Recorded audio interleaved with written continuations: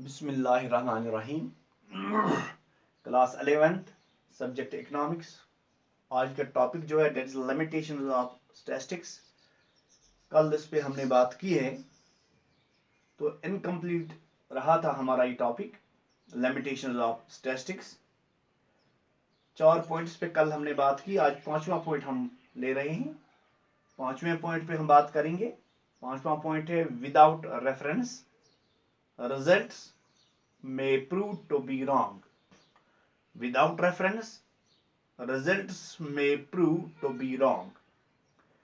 In order to understand the conclusions precisely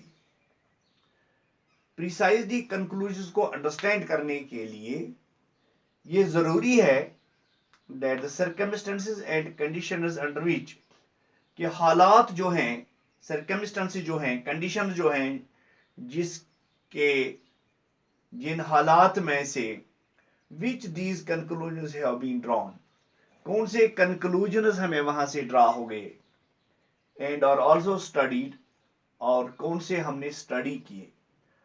otherwise गोया कि conclusion निकालने के लिए हमें सर्कमस्टेंसेस को भी और कंडीशंस को भी ध्यान में रखना होगा, और कंक्लूजन कौन से वहां से निकले और हमने स्टडी क्या किया, अगर ये पूरा हम जहन में नहीं रखेंगे, otherwise they may prove to be wrong. अगर हम इन चीजों को जहन में नहीं रखेंगे तो ये रॉन्ग साबित हो सकते हैं, गलत साबित हो सकते हैं। एग्जाम्पल हम करेंगे इसको मजीद क्लियर करने के लिए। In the business of cloth, अगर एक आदमी जो है कपड़े की बिजनेस करता है, जो वो प्रॉफिट अर्न करता है 3 साल, मे बी 3 साल वो प्रॉफिट अर्न करता है, मे बी पहले साल वो 1000 रुपया प्रॉफिट कमाता है, दूसरे साल वो 2000 रुपया प्रॉफिट कमाता है, और तीसरे साल वो 3000 रुपया प्रॉफिट अर्न करता है। On the other hand, in the paper business profits, एक दूसरा आदमी है वो पेपर की बिजनेस करता है, कागज की बिजनेस का वो कारोबार करता है, तो वो प्रॉफिट जो अर्न करता है वो पहले साल 3000 कमाता है प्रॉफिट, दूसरे साल 2000 प्रॉफिट कमाता है, और तीसरे साल वो 1000 रुपया प्रॉफिट कमाता है। तो 10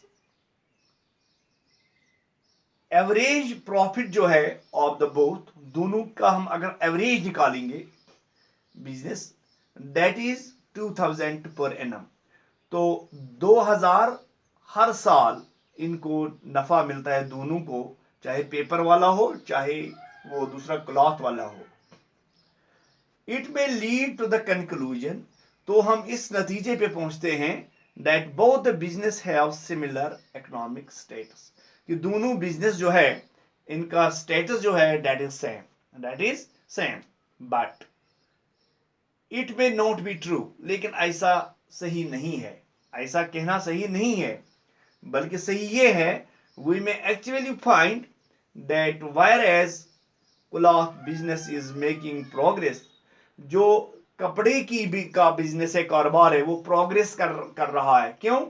पहले साल उसने 1000 कमाया, दूसरे साल उसमें इजाफा हुआ 2000 कमाए, तीसरे साल में उसने 3, गोया कि वो इजाफा इंक्रीज कर रहा है प्रॉफिट। वायर एज अगर हम देखेंगे जो पेपर का बिजनेस है वो डिक्लाइन की तरफ आता है।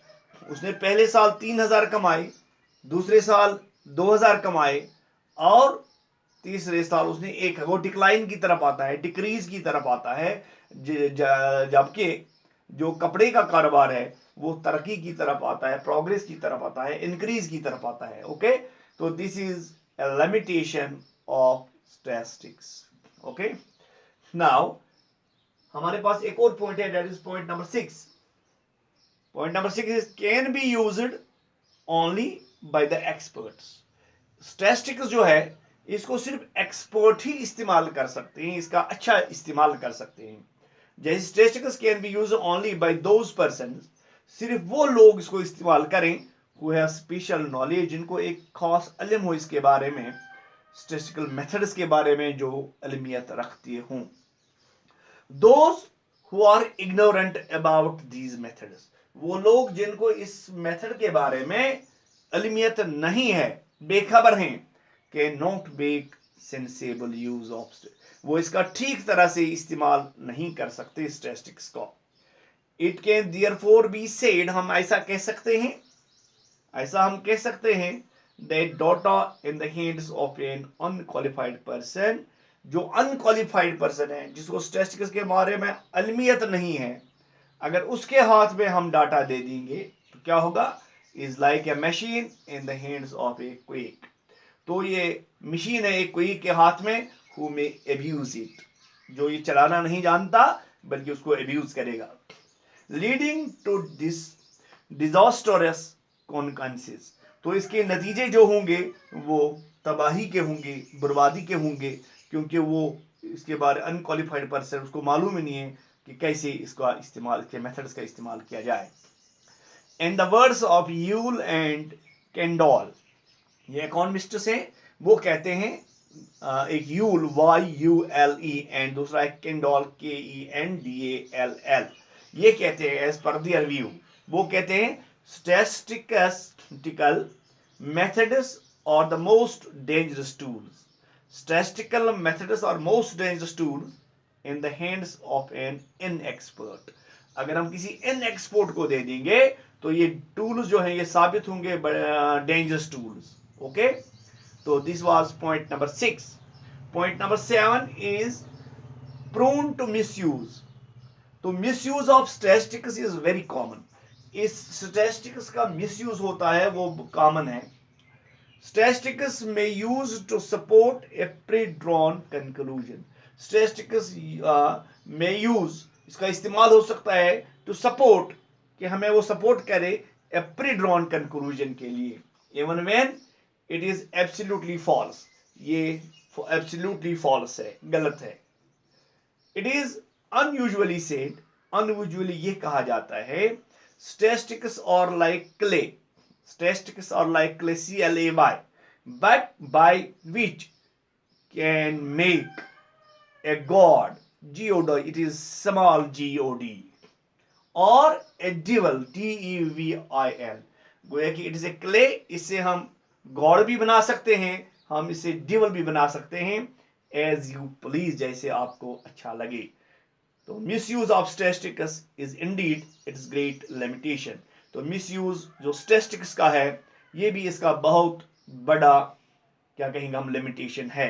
तो आज जो हम लेक्चर जो था, जिसमें 3 पॉइंट्स पे हमने बात की। पहले हमने बात की विदाउट रेफरेंस रिजल्ट्स में प्रूव टू बी रॉन्ग। दूसरे पॉइंट पे जो हमने बात की, that was can be used only by the experts. तीसरा पॉइंट जो हमने आज डिस्कस किया, that was prone to misuse.